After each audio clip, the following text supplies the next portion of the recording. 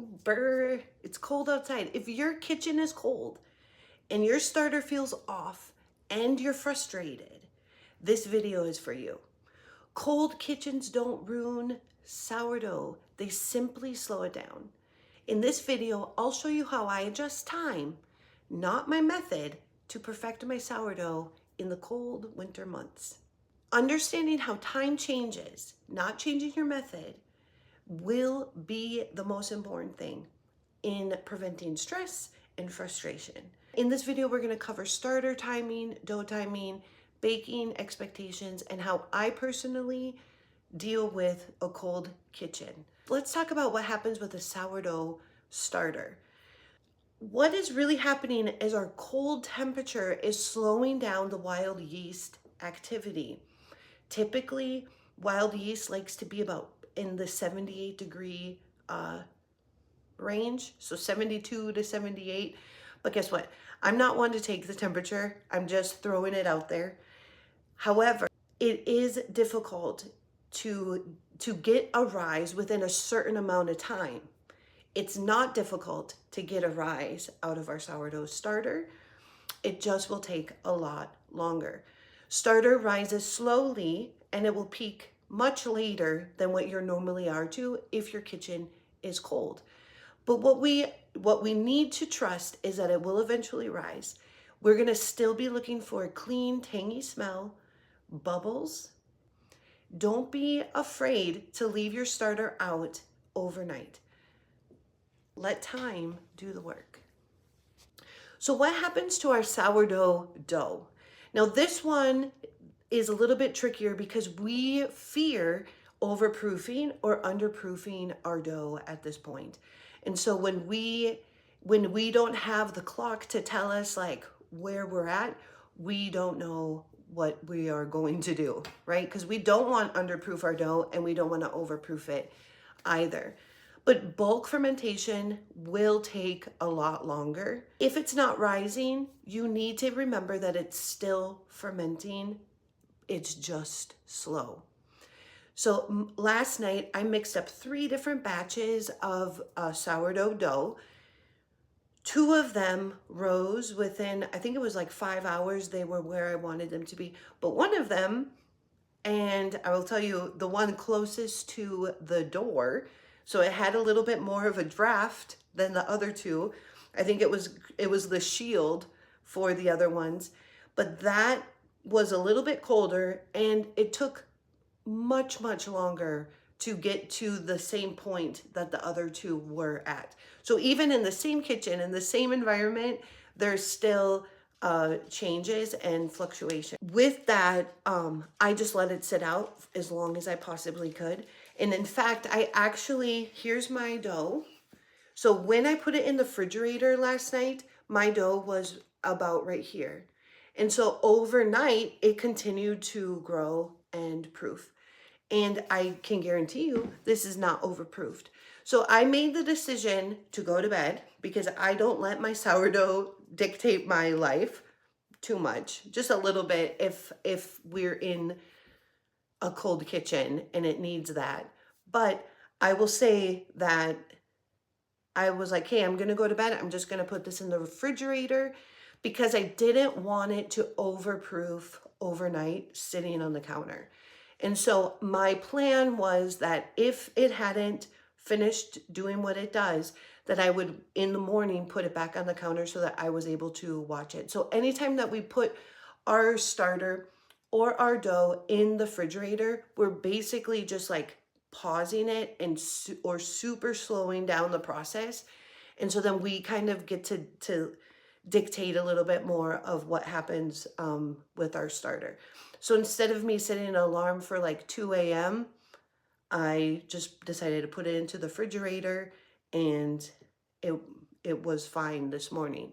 So just remember that the dough will rise more gradually and it's not going to have that dramatic like, and we're ready 3 hours later kind of sensation that it would if the kitchen was warmer. So a couple things to like also keep in mind.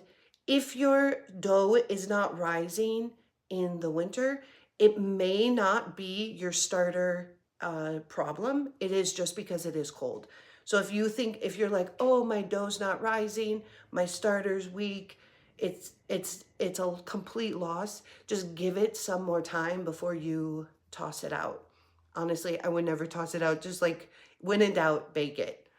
Um, but signs that you know that the fermentation is happening and the growth is happening is that your dough will start to smooth out. Small bubbles will appear, and there's just like this gentle puffiness that is like over the dough. So you know that you're going to be in good shape if you start to see those things.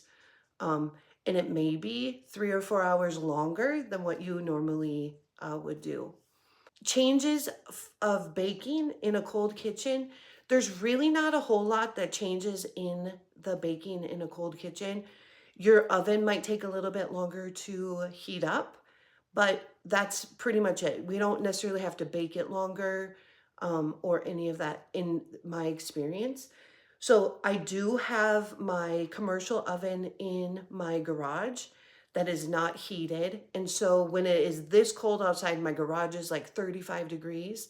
When my garage is so cold, I'll actually heat up the space before I preheat my oven. But that has more to do with taking care of my oven and not my bread. Because I think too much cold and then too much heat too fast could just make my oven work harder than it needs to. And so I'll nurture the space a little bit more with heat, and then I will preheat my oven for my large baking days. Most of your kitchens aren't going to be that cold that your oven will be impacted that way. You don't need to adjust your ingredients. You don't need to adjust your ratios or your method. You just need to adjust how long it's going to take. So for a starter, it could take an extra 12 hours. For your dough, it might take an extra 6 or 12 hours as well. So this is where we no longer let the clock determine what we do. We're going to be looking at our dough. This is more when it comes to gadgets. I see a lot of recommendations for using heating pads or using your oven light or proofers specifically for your starter or for your dough. In my opinion, they're unnecessary. I believe that sourdough worked for centuries before modern kitchens. We can just adjust the method, or not the method, but the timing of things when we're in a colder environment and or a warmer environment. So I do believe that patience beats forcing warmth. But if I ever needed to, so if I even felt like my kitchen was just a little bit cold, if I need to force warmth, the first thing that I usually do is I will make my dough after I have made dinner. So just the warmth of bodies in the kitchen and the cooking, everything is on. The kitchen is just already going to be a little bit warmer. So I will usually mix up my dough, and then that still happens within like 3 or 4 hours. I never put my starter or my dough inside of my oven with the light on. And the main thing is I don't trust the people that I live with that they'll check. And two, I don't trust that I will remember that it's in there.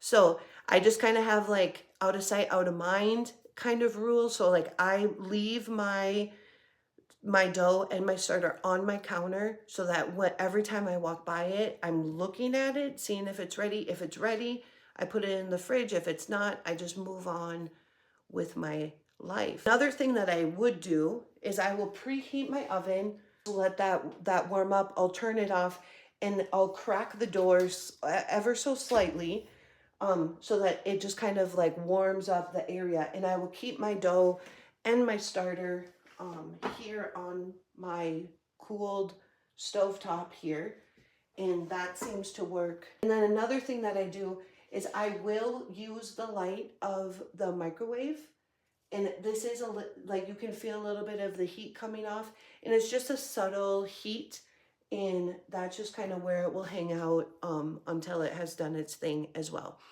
But again, these are just very minor and gradual ways that I add warmth to it.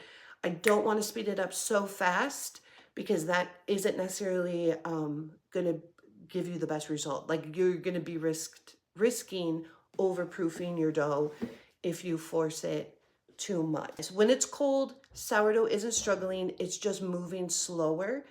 And I personally have decided to be okay with that instead of stressing. So let's be honest, everything moves slower in the winter and when it's cold out.